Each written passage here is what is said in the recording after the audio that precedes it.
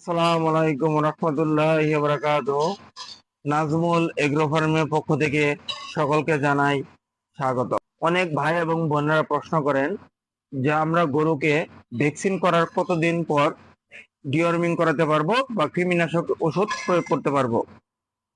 আসলে এখানে বেশ কিছু বিষয় জানার রয়েছে।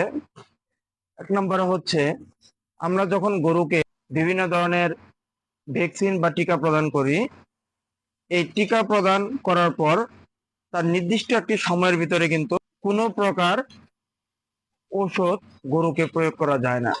যেরকম ওই টিকা প্রদানের জন্য যদি জ্বর আসে, জ্বর প্রয়োগ করা যাবে না। কৃমিনাশকের জন্য কোনো ধরনের কৃমির ওষুধ প্রয়োগ করা যাবে না, কারণ ওই সময়টা কিন্তু একটা স্ট্রেসের মাঝখান দিয়ে গরুটা যায়। তাই আমরা কিন্তু তখন এই সময়টা কোনো ধরনের ওষুধ প্রয়োগ করতে পারবো না। এই সময়টা কতদিন? এই সময়টা হচ্ছে 21 দিন।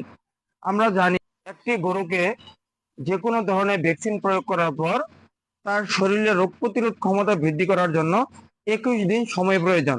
21 দিন পর তার বডিতে এই জিনিসটা কাজ শুরু করে। তবে আমার পরামর্শ হচ্ছে, আপনারা ভ্যাকসিন করার আগে গরুকে কৃমিমুক্ত করে নেবেন, তারপর ভ্যাকসিন করবেন।